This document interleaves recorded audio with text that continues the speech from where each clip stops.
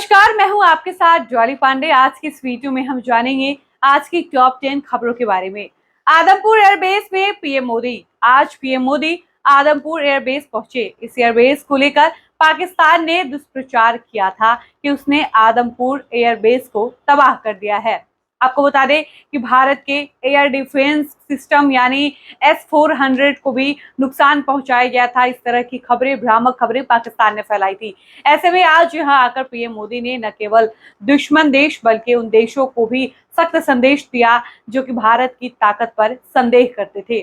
PM Modi ने यहां air force के जवानों की जमकर तारीफ की।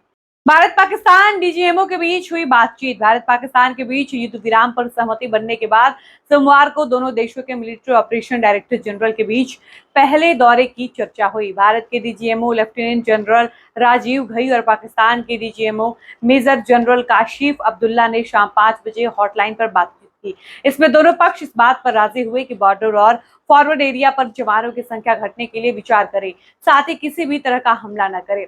पीएम मोदी ने कहा, कांप जाता है दुश्मन का कलीजा। पीएम नरेंद्र मोदी कहते हैं कि भारत माता की जय मैदान में भी गूंजती है और मिशन में भी। जो भारत के सैनिक मां भारती बोलते हैं तो दुश्मन के कलीजे कांप जाते हैं। वह कहते हैं कि भारत माता की जय हर उस सैनिक का संकल्प है जो देश के लिए अपनी जान कुर्बान करने को तैयार है। यह हर उस नागरिक की आवाज है जो देश के लिए जीना चाहता है और देश के लिए कुछ करना चाहता है। नायब सिंह सैनी ने कहा, सेना के जवानों ने देश का गौरव बढ़ाया। हरियाणा के सीएम नायब सिंह सैनी ने कहा, प्रधानमंत्री मोदी ने संकल्प लिया था कि अब इस आतंकवाद को मिटाने के लिए समय आ गया है। हमारे वीर जवानों ने पाकिस्तान की धरती पर आतंकवाद की जड़ों को नष्ट करने का काम किया है, जिस धरती से आतंकवाद पनपता है। हमारी सेना ने देश के लोगों का गौरव बढ़ाया है। प्रधानमंत्री मोदी ने कहा कि ये युद्ध का समय नहीं है, लेकिन ये आतंकवाद का भी समय नहीं है। निमरत कौर ने कहा, मुझे भारत सरकार पर गर्व है। भारत पाकिस्तान सैन्य संघर्ष के मद्देनजर भारत के सामने आए चुनौतीपूर्ण 2 हफ्तों के बारे में पूछे जाने पर बॉलीवुड अभिनेत्री निमरत कौर ने कहा, पहलगाम में जो कुछ हुआ उससे मुझे बहुत दुख हुआ। क्रूर आतंकवाद के हाथों निर्दोष लोगों को अपनी जान गंवाते देखना दिल दहला देने वाला है। यह किसी व्यक्ति के साथ घटने वाली सबसे बुरी त्रासदी है। उसके बाद हम सब सामूहिक रूप से सुरक्षा बलों के लिए प्रार्थना कर रहे हैं। मुझे हमारी भारतीय सरकार पर बहुत गर्व है कि उसने जो करने की जरूरत है उस पर इतना खड़ा और दृढ़ रुख अपनाया है। जितेंद्र सिंह ने कहा, इससे देशवासियों का मनोबल बढ़ा। केंद्रीय मंत्री जितेंद्र सिंह ने कहा, हम प्रधानमंत्री मोदी को पाकिस्तान को करारा जवाब देने के लिए धन्यवाद देते हैं। इससे देशवासियों का मनोबल बढ़ा है। यहाँ के लोगों का मनोबल इसलिए भी बढ़ा है क्योंकि उनका मानना है कि आसमान में जो कुछ भी दिखता है वो जमीन पर आने से पहले ही नष्ट हो जाता है।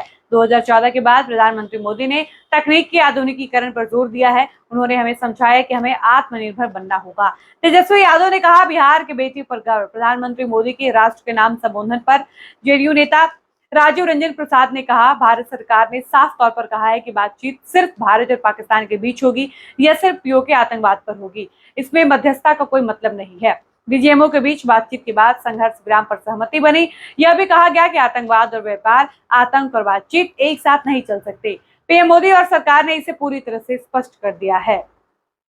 देश भर में आज से भाजपा की तिरंगा यात्रा। पहलगाम आतंकी हमले के बाद पाकिस्तान को सबक सिखाने के लिए शुरू किए गए ऑपरेशन सिंदूर की उपलब्धियां गिनाने और सेना की शौर्य गाथा लोगों तक पहुंचाने के लिए भाजपा 13 से 23 मई तक 11 दिनों का राष्ट्रव्यापी तिरंगा यात्रा निकालेगी। इसके अलावा संघर्ष विराम के बाद विपक्ष के हमलों का जवाब देने की भी रणनीति बनाई गई है।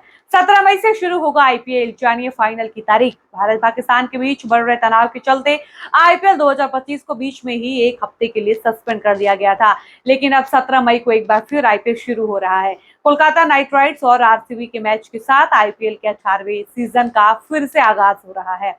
अगली लड़ाई अलग तरह से लड़ी जाएगी। भारतीय सेना नए मिशन के लिए तैयार। भारतीय सेना ने आज के प्रेस कॉन्फ्रेंस में पाकिस्तान को कड़ा संदेश दिया है। सेना ने सोमवार को पाकिस्तान और पीओके में आतंकी ठिकानों पर ऑपरेशन सिंदूर के बाद लगातार दूसरे दिन प्रेस कॉन्फ्रेंस की। सेना के DGMO lieutenant general Rajiv Ghai ने नेवी से वाइस एडमिरल लेफ्टिनेंट प्रमोद और एयरफोर्स से एयर मार्शल अवधेश कुमार भारती ने ऑपरेशन की जानकारी दी। एयर मार्शल भारती ने कहा कि हमारी लड़ाई आतंकवादियों से है, पाकिस्तानी सेना से नहीं। बाकी आपको आज की टॉप 10 खबरें कैसी लगी हैं, अपनी राय कमेंट सेक्शन में लिखकर जरूर बताइएगा। फिलहाल इस वीडियो को हम यहीं पर समाप्त करते हैं। मिलते हैं नए वीडियो में। धन्यवाद।